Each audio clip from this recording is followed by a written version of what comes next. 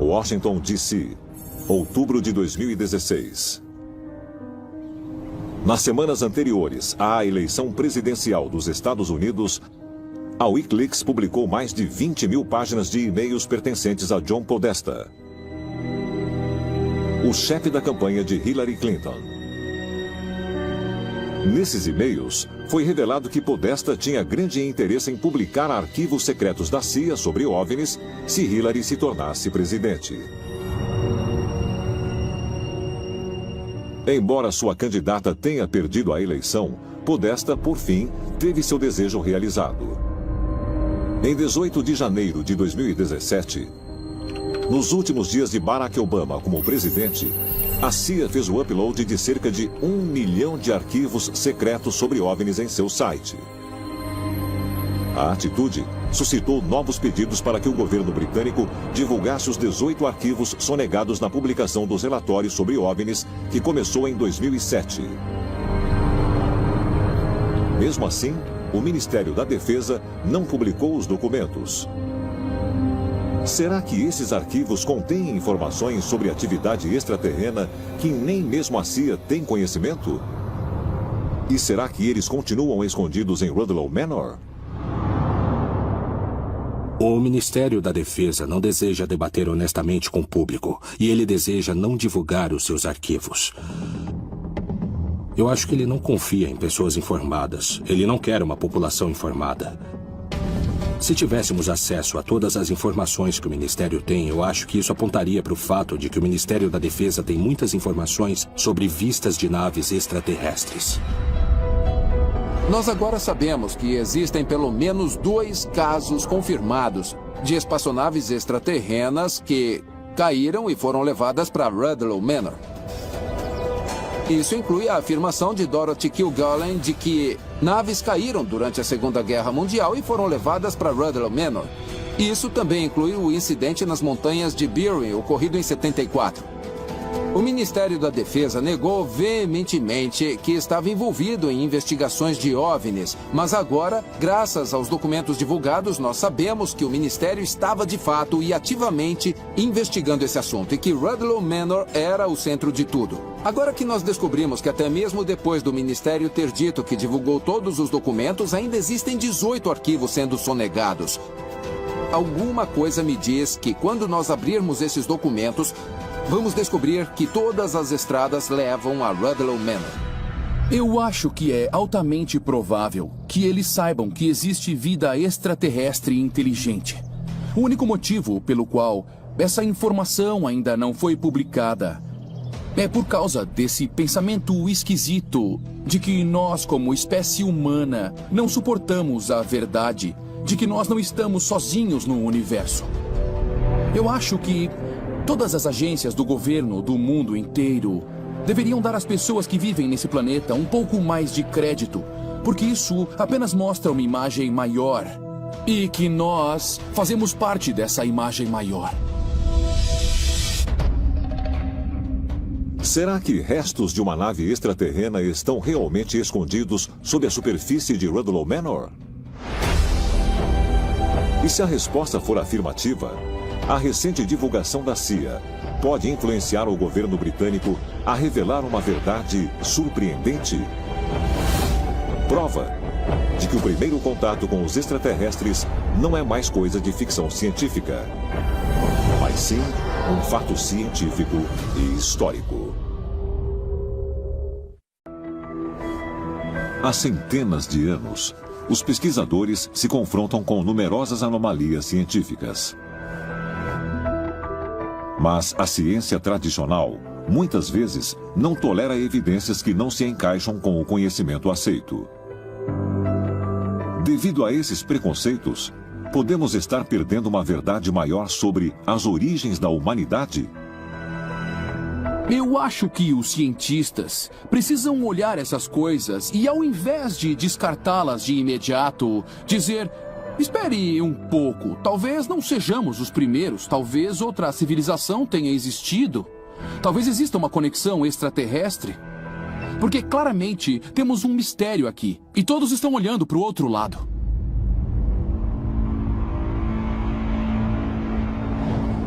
Glen Rose, Texas. Essa cidade rural sulista tem apenas 2.500 habitantes, mas pode conter um dos artefatos arqueológicos mais incríveis já encontrados. No Museu de Evidências da Criação está um antigo martelo conhecido como o Artefato de Londres, nome dado devido à cidade no centro do Texas, onde foi descoberto em 1936. O martelo foi encontrado na formação de Travis. É uma concreção de arenito. E leva cerca de 140 milhões de anos para que isso se forme. Então ele teria 140 milhões de anos de idade. Os cientistas convencionais afirmam que os primeiros humanos modernos emergiram há apenas 200 mil anos. Mas, se for assim, como é possível que tal artefato exista? O martelo foi cientificamente analisado nos anos 80 por 2 laboratórios independentes. A Fundação da Ciência da Criação, baseado na Austrália, e o Laboratório Memorial Battelli, em Columbus, Ohio. Incrivelmente, ambos concluíram que o martelo pode ter, de fato, mais de 100 milhões de anos. Parte do cabo está começando a passar por um processo chamado qualificação, quando você tem material inorgânico e material orgânico se transformando em carvão.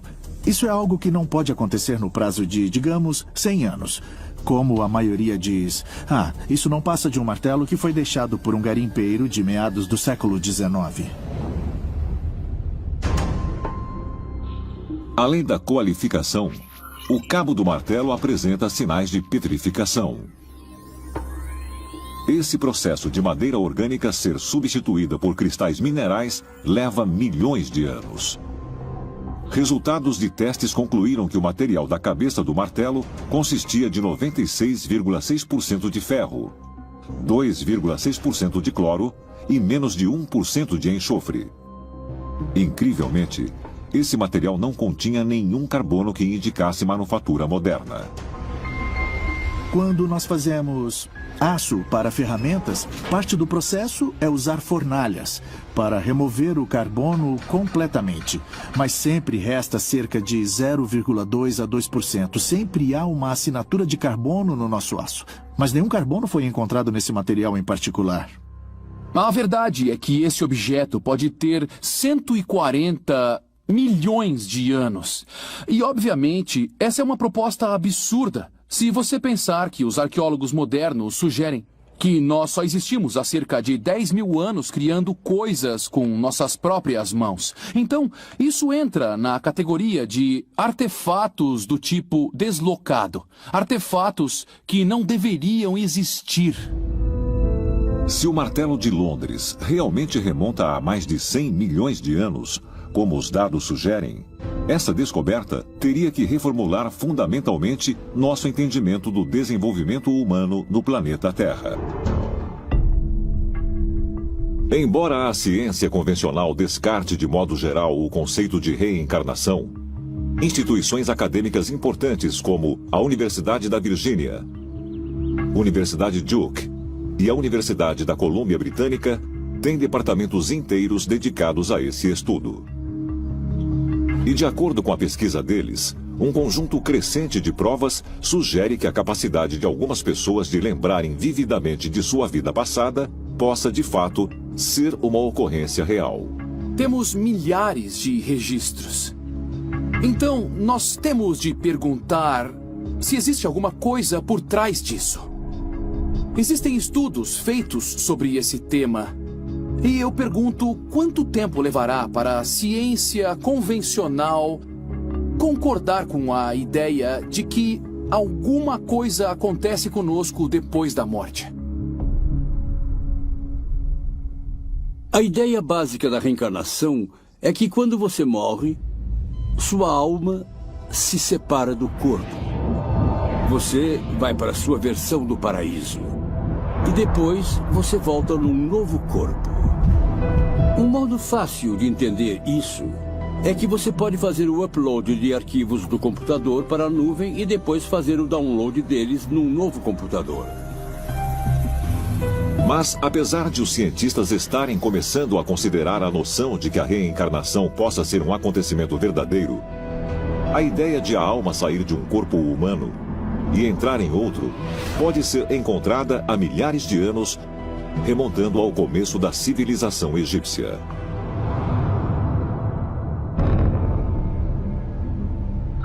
Turim, Itália.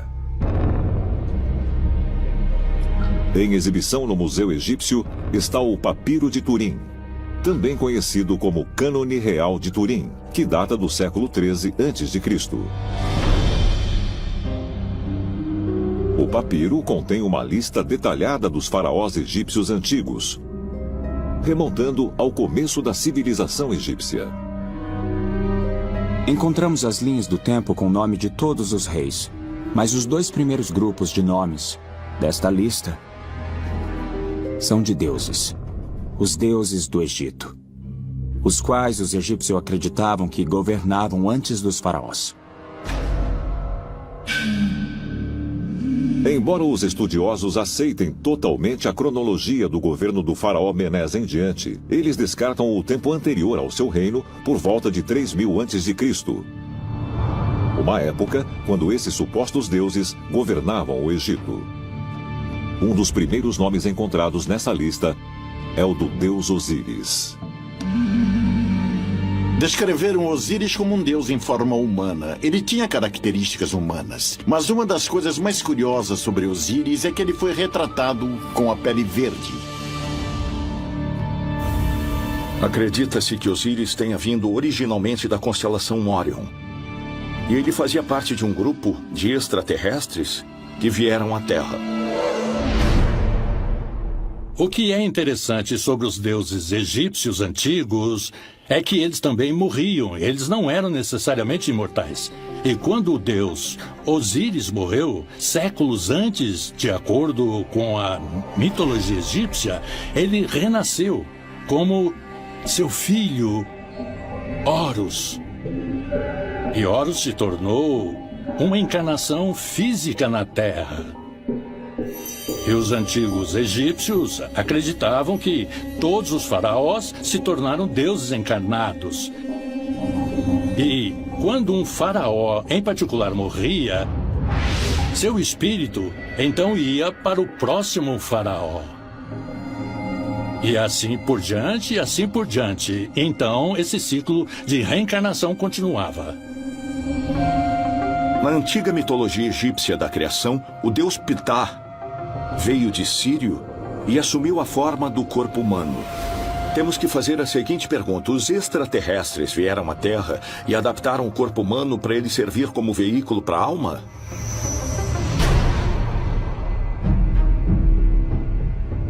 Se as histórias dos deuses egípcios encarnando nos corpos humanos são verdadeiras, todos os humanos possuem almas que foram passadas de geração a geração, desde o começo da humanidade, e que podem ter vindo de fora da Terra? Talvez mais pistas possam ser encontradas ao examinar estudos de casos recentes sobre vidas passadas que os cientistas também acham que são extraordinários demais para descartar. Charlottesville, Virgínia, 1967. O psiquiatra renomado Dr. I.A. Stevenson inaugurou a divisão dos estudos da personalidade na Universidade da Virgínia, tornando-a, assim, uma das primeiras instituições educacionais a fazer pesquisa séria sobre o estudo da reencarnação. Durante seus 40 anos de carreira, o Dr. Stevenson estudou extensivamente mais de 3.000 casos de indivíduos que relatavam ter lembranças da vida passada.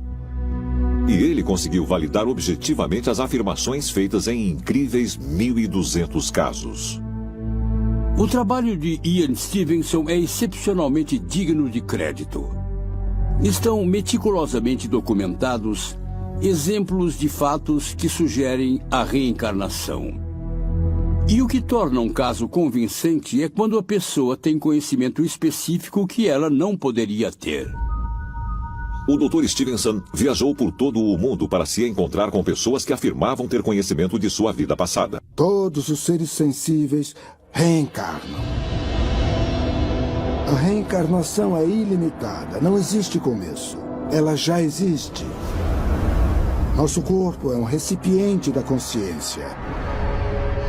E quando a consciência viaja para a próxima forma, é um novo recipiente.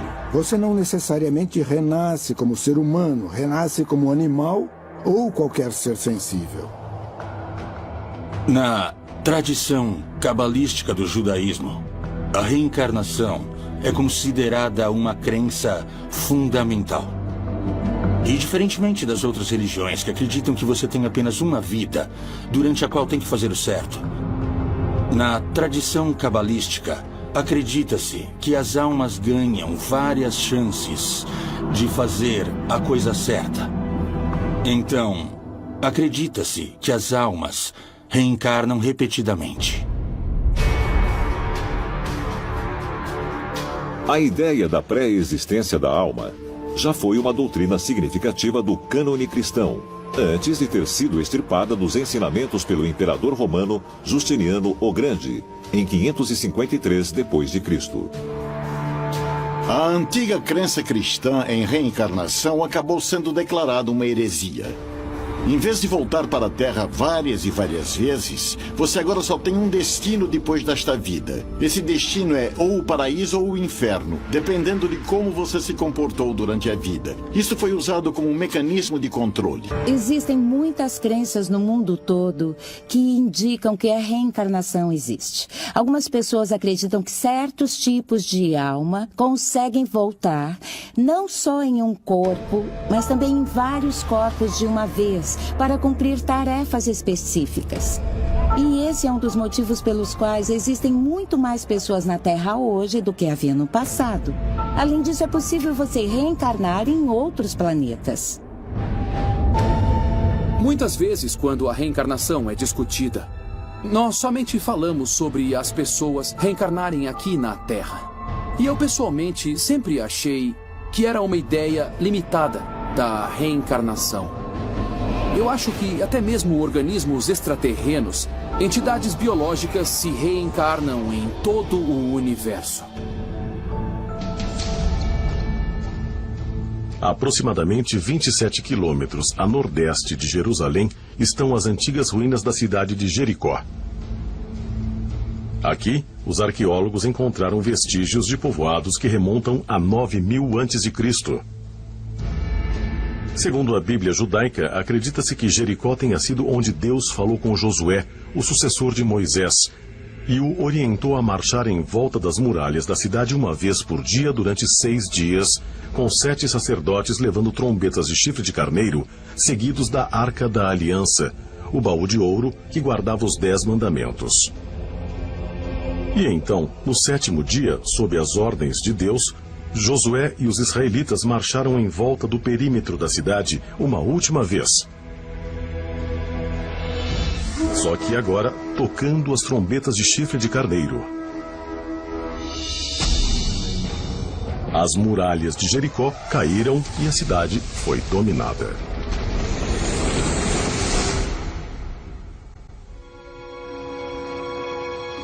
No Antigo Testamento, vemos descrições muito claras em Josué 6 sobre o shofar, que é descrito como uma trombeta que foi usada na Batalha de Jericó para fazer as muralhas ruírem. Para os eruditos religiosos, a queda das muralhas de Jericó foi um milagre. Para a maioria dos cientistas e historiadores da atualidade, a destruição foi muito provavelmente causada por um terremoto. Mas será que pode ter sido outra coisa? Será que os israelitas poderiam ter uma avançada tecnologia de ondas sonoras? Sendo o caso, de onde teria vindo? Nas Escrituras há uma história fascinante sobre a queda das muralhas de Jericó.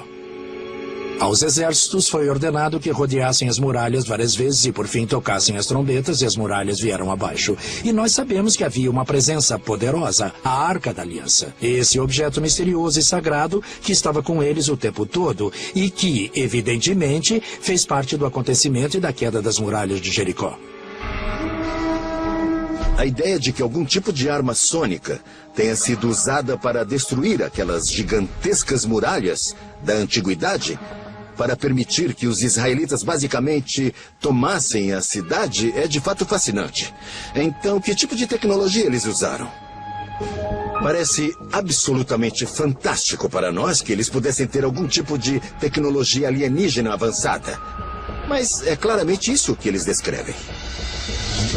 Há pouquíssimas dúvidas de que a Arca da Aliança era uma arma. Ela é descrita como uma arma mencionada quando os israelitas estavam indo para Canaã e tiveram que passar por Jericó.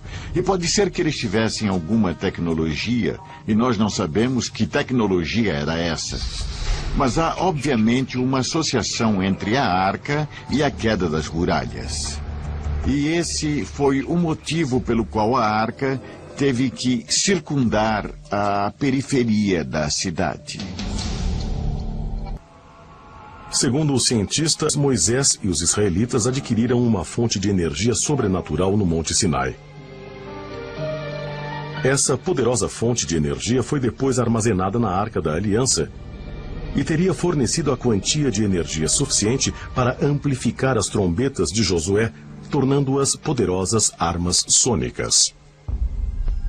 O que é interessante na Batalha de Jericó é que esse uso específico do shofar parece claramente ser a mesma coisa que temos visto na tecnologia de partículas de raio de luz, na tecnologia do raio da morte e na tecnologia do relâmpago.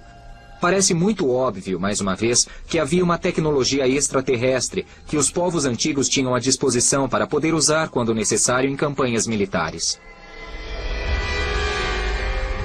Mas mesmo que os israelitas possuíssem algum tipo de tecnologia extraterrestre avançada, será que o som amplificado das trombetas de carneiro poderia realmente derrubar muralhas de pedra? As últimas pesquisas no campo da acústica física indicam que essa é uma clara possibilidade.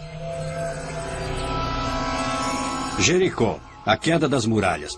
Se você disser que isso aconteceu, provocado pela acústica, provocado por som... Bem, a possibilidade tem que ser que de alguma forma houve uma ressonância nessa muralha.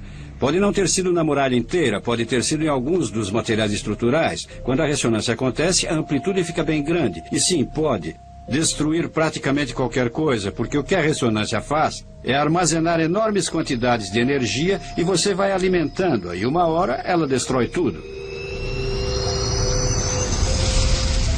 Quando você quer conhecer a força do som, é preciso entender o básico, que o som é uma onda de pressão.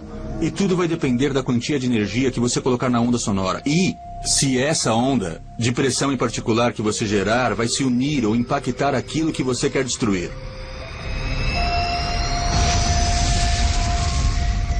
Você pode fazê-la bem forte, porque pode fazer com uma amplitude bem alta, pressões muito grandes no som. Pode ser uma frequência ou uma amplitude em que não ouvimos nenhum som, mas do ponto de vista da física continua sendo som, pois é uma onda de pressão no ar. Então pode ser muito destrutiva se você puser bastante energia nela. Você também pode vê-la como uma arma de partículas, pois você movimenta o ar com ela e você só precisa de algo para focalizar o som, o que nós sabemos fazer, e aí você teria um raio de energia dirigido com o som. Discos voadores. OVNIs.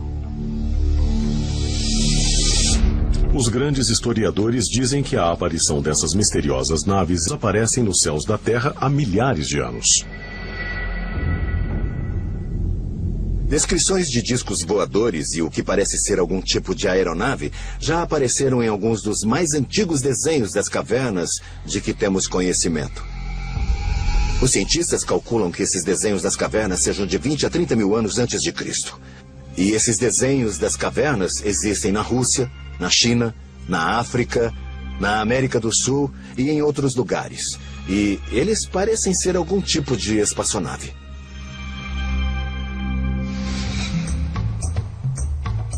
Podemos analisar as antigas inscrições sumerianas da Babilônia e vemos realmente alguns discos.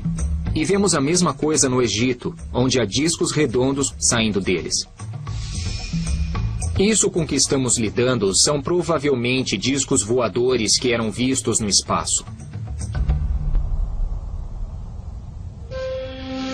Guatemala, América Central.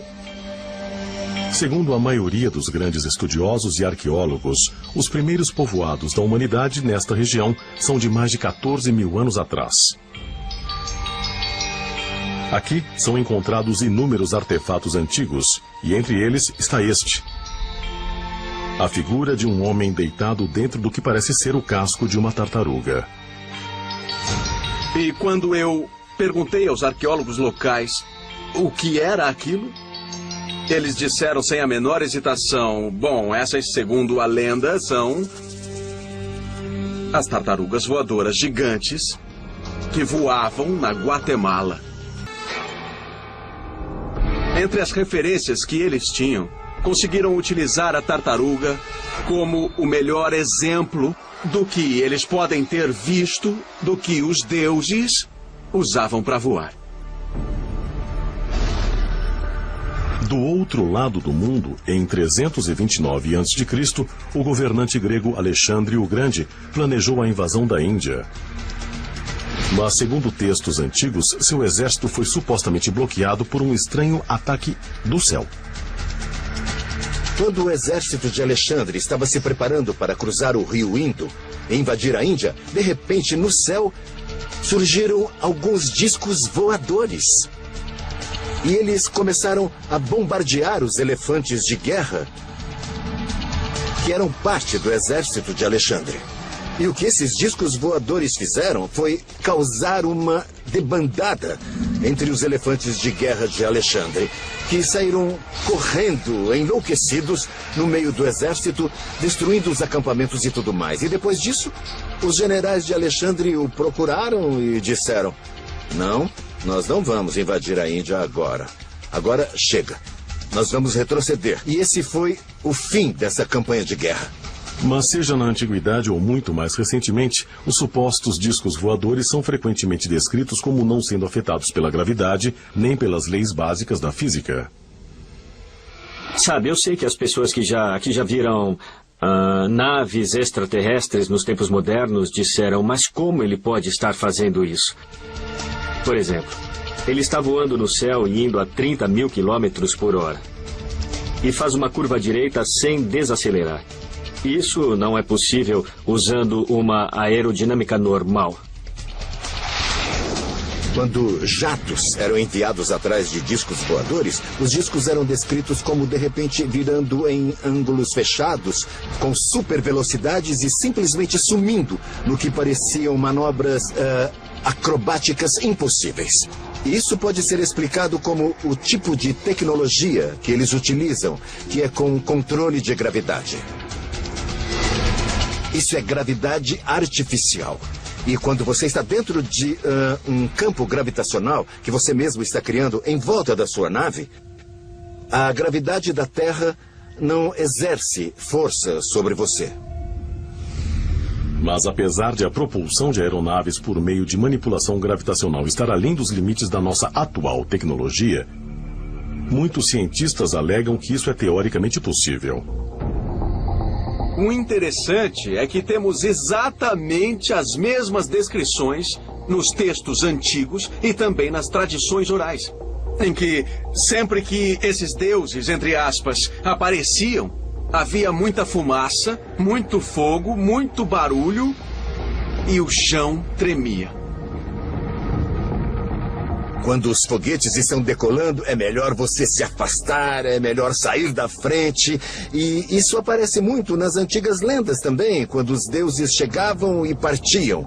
Podiam muito bem ser só esses foguetes ou outros veículos aeroespaciais aterrissando e decolando e fazendo muita fumaça e barulho. Quando você está lidando com esse tema e olha a literatura antiga, você tem que olhar pela perspectiva de como era essa experiência em uma civilização sem nenhuma base para entender a ciência e tecnologia. E eu acho que na antiguidade muitas pessoas viram alienígenas. Só que eu acho que a maneira como esses eventos eram relatados era em metáforas, de forma que fizesse sentido para eles. Na China, por exemplo, existem as histórias de dragões voando pelos ares. Eles fazem muito barulho e sai muita fumaça deles e fogo, como um foguete. O primeiro imperador da China chegou em um dragão flamejante, com fumaça e fogo. E sempre que esse dragão aparecia, o chão tremia E todos ficavam com medo e se jogavam no chão. Agora, é claro que não era um dragão de natureza biológica, um ser vivo, mas uma máquina mal interpretada. Se você observar os deuses gregos, todos eram descritos voando em carruagens de fogo. Bom, uma carruagem de fogo para mim claramente parece muito algum tipo de foguete, provavelmente queimando os motores enquanto aterrissava em algum lugar da Grécia Antiga. No Antigo Testamento, eles falam sobre uma fornalha reluzente como a glória de Deus. Quando esses deuses da antiguidade resolviam descer do céu em uma rajada de raios, trovões e depois saíam da espaçonave, eles eram vistos como deuses. Esses alienígenas da antiguidade tinham uma tecnologia fantástica disponível. Uma tecnologia que devia parecer mágica para nossos ancestrais primitivos.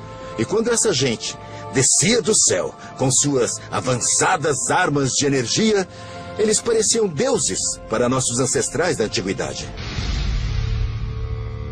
De 5.000 a 2.000 a.C., o sul da Mesopotâmia abrigava os sumerianos, uma civilização altamente avançada, onde surgiram alguns dos primeiros astrônomos.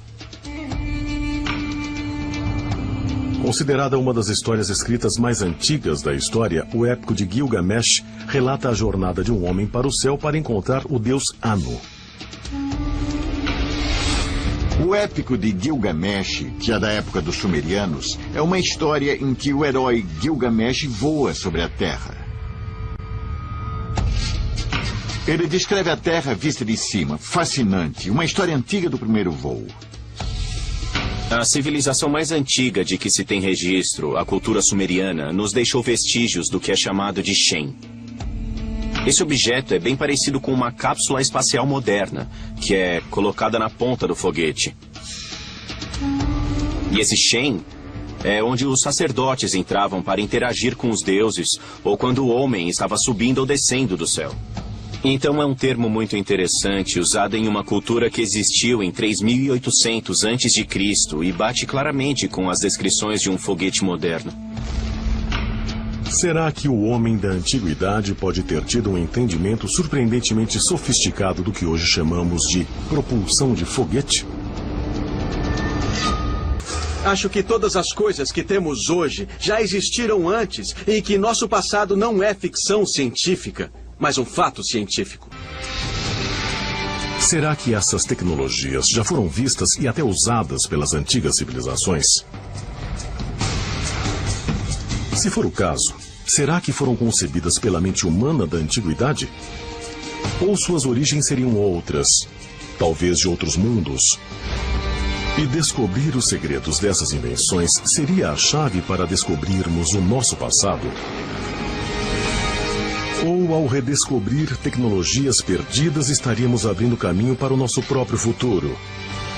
E para o ilimitado potencial do universo infinito?